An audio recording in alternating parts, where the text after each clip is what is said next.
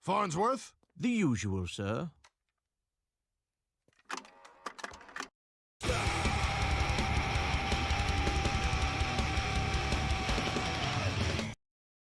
Almost 2 years ago, I made a video on Kingdom Under Fire: The Crusaders. It being one of my earliest videos, it's more raw than a black metal demo tape, but is nevertheless where I began to experiment with what I could do as an editor. Ah, you're getting it. Meanwhile, The Crusaders itself proved to be a much more enjoyable fusion of 3D hack and slash and real-time strategy than I remembered it being when I played it as a kid. I mean, I'd rather eat glass coated in salt and lemon juice than play that final stretch ever again, but the rest of the game was good. And when I was reminded by a few commenters that I never did get around to its sequel-prequel, Heroes, I figured that it was time to head back to Kingdom Under Fire. Then I hit the brick wall that is Heroes' difficulty and immediately regretted ever telling anyone I was going to cover this game. When will this nightmare end? But I did tell them I was going to do it, and do it I did. Not that I didn't seriously consider swapping in another action strategy game. Any other action strategy game. I'm afraid I can no longer assist you. My weakening health prevents me from fighting anymore. Initially released in 2005 exclusively for the original Xbox, though like its predecessor will be using the more recent PC re-release, Kingdom Under Fire: Heroes was developed by Fantagram, the same South Korean studio responsible for the Crusaders and the original War of Heroes, which is still only available digitally with that blockchain garbage stapled on. Heroes is less a total sequel to the Crusaders and more akin to a spin-off, or to be less generous, a full-priced expansion pack, which provides the supporting cast of the Crusaders a moment in the limelight. Not a bad idea in concept. The paper-thin characterization of many in the Crusaders was one of its biggest weaknesses. This would be the perfect opportunity to better flesh things out, and at the same time, expand the unit trees or experiment with new mechanics before committing to any major changes for a full-fledged sequel. So, let's look at what changed for the better in Heroes when it comes to gameplay. And now, some of the other changes. For starters, we did get some new units, 4 types of elementals which can be used by every faction. What? You're not impressed? Next you'll tell me that even the most basic expansions for strategy games bother adding at least a couple new unique units to each faction. Oh sure, bring out Warcraft 3 Frozen Throne like it proves anything. That was Blizzard in their prime, hardly a trend. It's not as if there was an RTS series published by a miserly mid-tier Austrian company which was still capable of adding more than 4 new units for an expansion. Oh right. You know, I always forget that Joe Wood published Spellforce. Mainly because it wasn't bugged out the ass on release like every Joe Wood game not named Gothic or Gothic 2. I already miss Piranha Bytes. These elementals, Fire Wraiths, Ice Maidens, Earth Golems, and the Thunder Rhino can be game-changing if brought to the right battle. However, that sort of thing requires knowledge of what exactly you'll be fighting in the next level. Knowledge you'll only have on subsequent playthroughs. Pair that with the staggering requirements to even field one of these units, a whopping 25 levels, the max amount, in the matching elemental magic. Wasting that much of my very limited XP on a unit that, for all I know, could get totally wiped on the next map if any enemy unit has the opposite element, was not exactly an easy sell. And unlike support units like the Swamp Mammoth or Storm Riders, elementals take up a regular unit slot, forcing you to sacrifice either your archer unit or your cavalry in their SP farming charges for a situational at best, elite unit. Of course, the AI is never limited by this shit, and can spam elementals all it likes whenever it feels like being a righteous bastard. Which is pretty often. Like in one of Lionheart's levels where you have to face every type of elemental unit, each one capable of spamming their unit-devastating attacks at will, while racing around the map to cut off the infinite respawn points of every other type of orc enemy. But at least there it was far enough along in the campaign that I had Lionheart at an appropriate level to fight them. Walter's second story mission has you fight 4 separate Fire Wraith units at a point where these things are damn near invulnerable to whatever you can field at this point, unless you happen to know in advance that they're vulnerable to divine damage the same as undead units. How would that ever occur to me? I feel I was denied critical, need-to-know information. The other 3 are only somewhat less irritating. Ice Maidens are by far the biggest jokes so long as you can get to them before they cast Blizzard. but their ability to phase in and out makes fighting them take twice as long as it should. Earth Golems will wreck your units if you don't stagger them as your hero ASAP, and the Thunder Rhino is bizarrely invincible everywhere except its ass.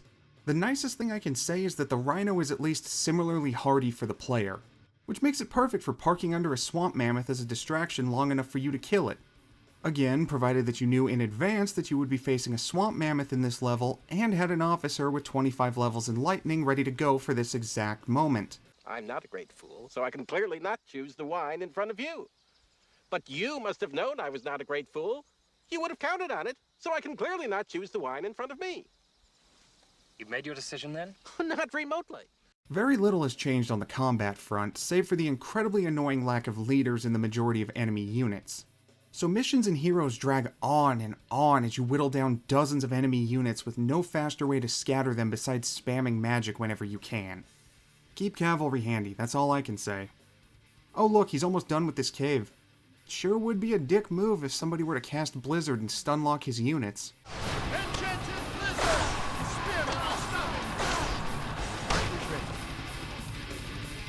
Sir! Creatio poisons the men! We've unlocked Puratio! Aw, no fair! He was ready for it on the third try. It was this on repeat for 30-some hours. I would think I was getting the hang of things again, only for heroes to throw some curveball at the end of an hour-long stage that I had no way of predicting, forcing me to start the whole damn thing over. Sure, even the most testicular, torsioningly difficult strategy games on PC let you make mid-mission saves, but we couldn't do that in our game originally made for a console with a hard drive because... Shut up. Have you ever played one of those mods that aims to rebalance a game to make it more fair, but all it actually does is fill the game with damage sponges and cheap screws to the player because the mod's creator has zero understanding of good game design? Well, Kingdom Under Fire Heroes feels like that. Except this mod was made by professionals and you have to pay full price for it. Somewhere out there, Todd Howard just got a raging boner and he has no idea why. Now, of course, skill issue certainly plays a part here. I've never been shy about acknowledging my mediocre at best gaming talents. And yet, a game forcing me to do things like memorize unit placements in Sirith's very first mission in order to beat it seems much more like bad game design than simply being difficult. Especially when I'm forced to listen to the same lengthy dialogue over and over again. Elkham's shtick wasn't funny the first time, and it's even less funny on the 4th or 5th attempt. 30 years ago, I read one of his poems, and I've been blind ever since. Wow, I'm sorry you... And my left arm is completely numb. Well, And I lost both my legs. But you have legs. Oh, I found them eventually, down in the sofa cushions. Missions and heroes have taken a massive step back from the Crusaders. To begin with, only about half of the missions in each of the 7 campaigns have story relevance, while the other half are generic kill all the enemies on the map filler. And even among those story missions, very few have any sort of inventive or memorable aspects to them, and far too many are centered on escorting brain-dead allies through a gauntlet of the toughest enemies. This is in stark contrast to the first 2 campaigns in the Crusaders, which were heavily story-based to the point of often locking your unit selection. Even the latter 2 campaigns, which were closer to heroes in general design, were still better designed and maintained a focus on the overall narrative of the Crusaders. Heroes, meanwhile, gives you 7 campaigns of repetition with crumbles of story when it feels like it. And with the number of times you'll have to restart a mission, you likely won't give a damn about the who, what, where, when, why, or even the sometimes how of it all. The only thing that matters is getting through this fucking game so that you can say that you did and move on with your life. Just have to make it to... It glitched out again. Sirith is supposed to spawn here. Instead, she spawned over here by the catapults, and thanks to that, I can't get the conversation of mission progress to trigger. Ooh, now she disappeared entirely! Time for attempt number 6, I guess. Please hit me as hard as you can. I'll be generous and assume that the bugginess of Heroes is down to a shoddy porting job for the PC version. Because I have a hard time believing that a game would get solid scores from reviewers back then if things like events not triggering was a consistent problem in the original Xbox version. To say nothing of the utterly busted pathfinding. You'll see this the most in places with narrow bridges like any mission inside a cavern. For whatever reason, the AI needs to write itself onto an invisible pathway before it will attempt to cross. My best guess would be that the pathfinding AI wasn't programmed with narrow crossings in mind, so they had to slap the coding equivalent of duct tape on there at the last second. Why they didn't just make the bridges wider is a riddle for the ages. It stands right beside the riddle of, how did you manage to bust the pathfinding so bad that my unit took a detour halfway across a lake before heading towards the enemy I told them to attack? Not yet, Ferb. On a more positive side, I can say that the presentation of Heroes isn't worse than the Crusaders. That's mostly due to using the same assets as its predecessor, but at this point nothing changing for the worse feels like a win. The only real noticeable change is with the English voice acting, having replaced the original cast with an entirely new one. And while Heroes does a piss poor job of crediting them, it's pretty easy for me to pick out the voices of Steve Bloom, Nika Futterman, and Robin Atkin Downs. Outside of a few performances, I didn't think that the cast in The Crusaders did that bad of a job. If anything, it felt more like a case of poor direction than anything to do with the voice actors themselves. That and awkwardly censoring every instance of a character saying the Pope because they changed his title to Patriarch at the last second.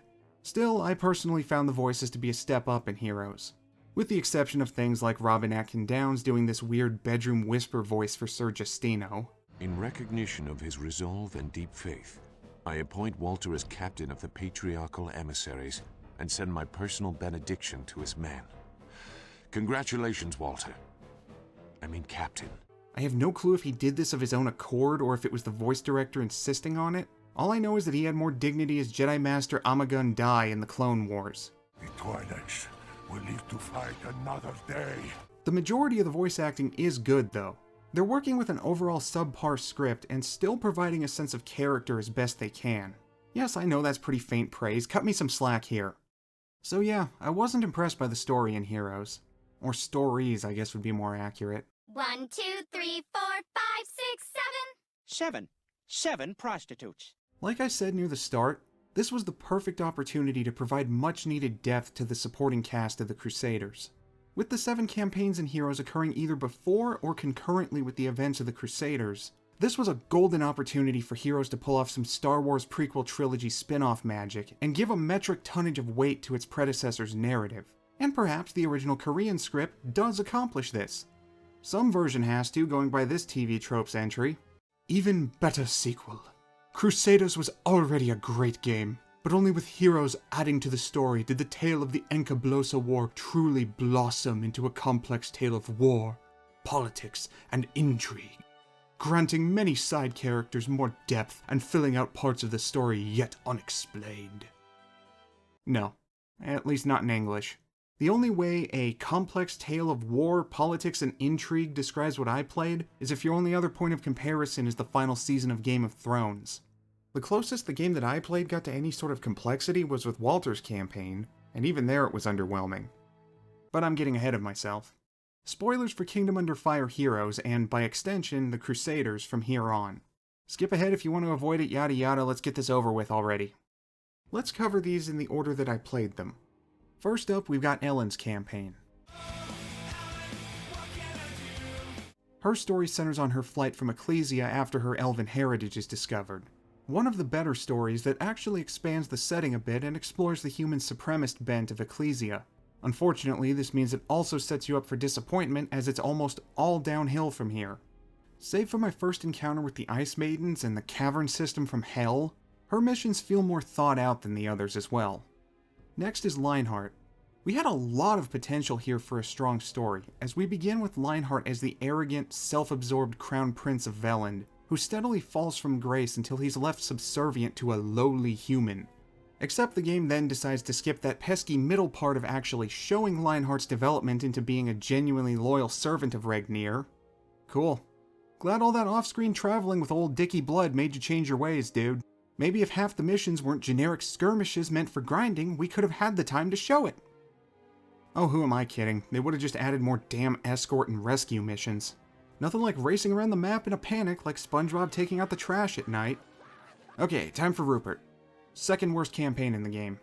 Rupert was already a character I was on the fence about by the time he bit it in the Crusaders, and this side story does him no favors. Set in the middle of Gerald's campaign from the last game, we see what Rupert got up to in getting the dwarves and elves to aid his friend.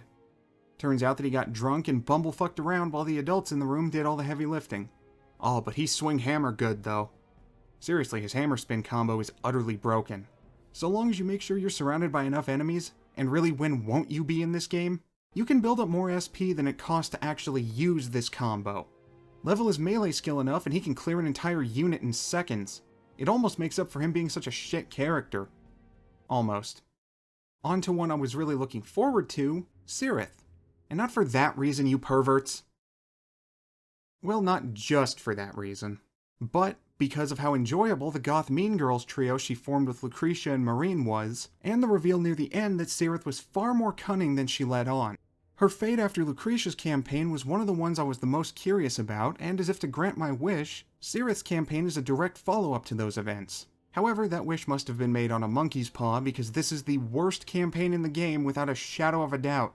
The story itself would be nothing to write home about on its own, pretty much being a repeat of the first half of Lucretia's campaign with Cirith in Lucretia's position this time, but it's the supporting cast that dragged the quality down into the core of the earth.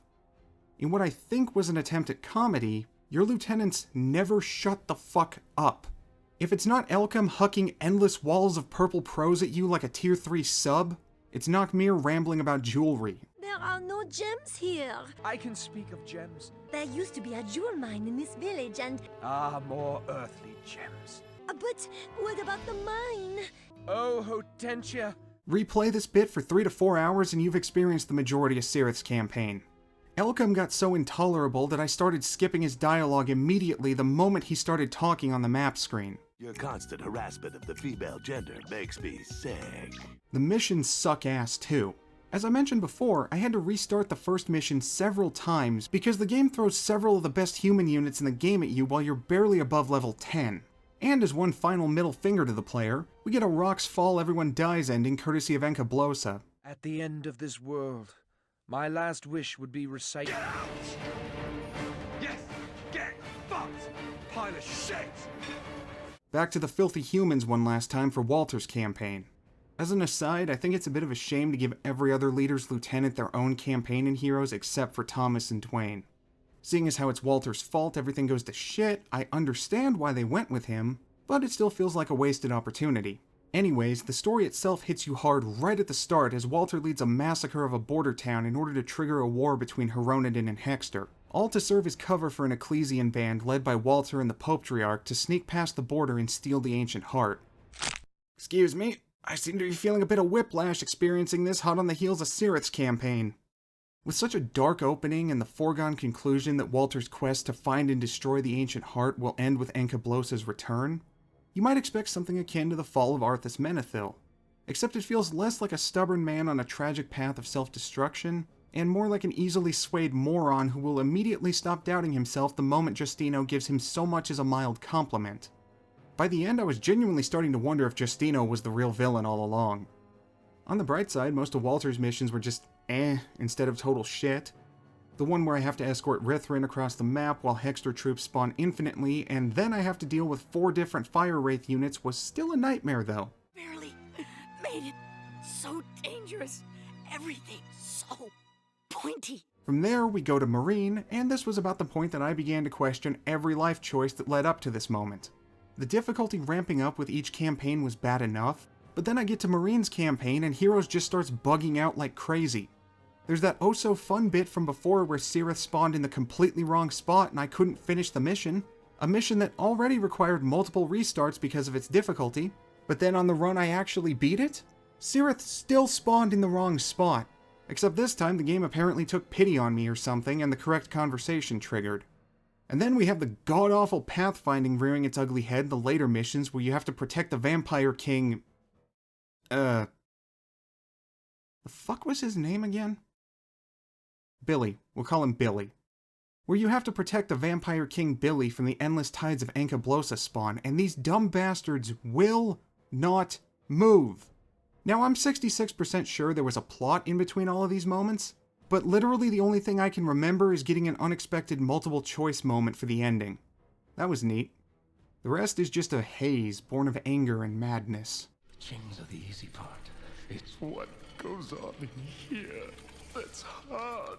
At long last, we come to the final campaign, This one's centered on Urukubar. If you don't remember him, good. That means I'm not the only one who forgot the loincloth-wearing ogre beside Regnir and Lionheart had a name. Wait a minute. Ogre. Loincloth. Darth Maul getting his own animated series. Oh god! Ogre cheeks, front and center! I'm blind! No! Once I was done pouring bleach into my eyeballs, I got to experience an extremely underwhelming character. Being an ogre and all, Urukubar is a big boy who takes up so much real estate on the screen that it can be hard to tell what's directly in front of him without swiveling the camera about. You'd think then that his attacks must be incredibly strong or have such a wide arc that you don't need to worry about seeing your enemy. And I mean, that's kind of the case, but not really. For instance, Rupert can wreck fools twice as fast and I can actually see what I'm doing when playing as him. Urukubar's story, meanwhile, takes place before his fateful duel with Regnir that must have left him with brain damage or something because the Urukubaran heroes can actually speak and does so pretty eloquently.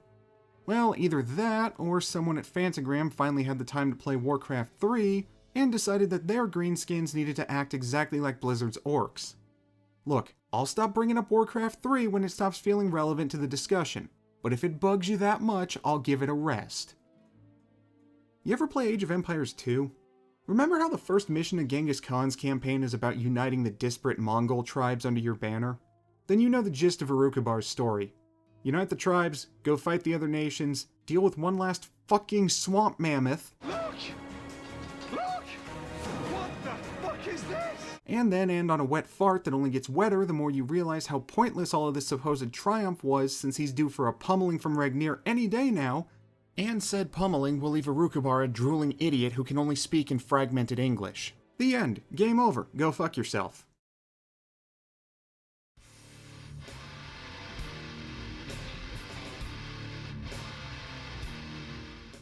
Much like the average Disney live-action remake, Kingdom Under Fire Heroes is the same as the Crusaders, but worse. A cheap follow-up made to cash in on a surprise hit, and a game I would have probably never featured on this channel had I not stupidly promised to cover it. And with the number of bugs present in the PC port of a 20-year-old game, certainly not worth the $20 they're asking for. You'd think with these games having originally been Xbox exclusives published directly by Microsoft Game Studios, they would have the decency to make them backwards compatible on newer Xboxes, but no, actually it's not surprising at all for Microsoft to neglect their own history. So if you are somehow still curious to play this for yourself after this video, the only way to go besides eBay is the PC port. If that is the case, please do yourself a favor and wait for a sale at least. As for where Kingdom Under Fire would go from here, well, we wouldn't see another game in the series until the next gen with Circle of Doom on the 360. A game which apparently excised the strategy elements entirely to hew closer to the likes of Dynasty Warriors. Okay, as a fan of Koei's various Musou titles, that does sound appealing after the hell Heroes put me through.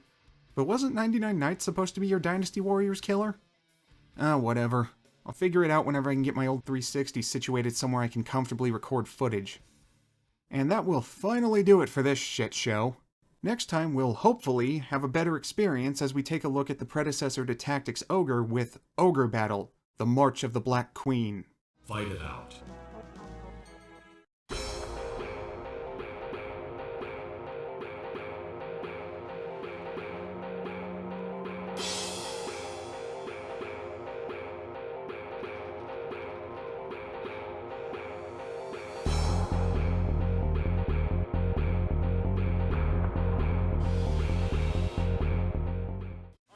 At the outer wall are pulling back. Swamp mammoths! 2 of them! You know what? Just shoot me.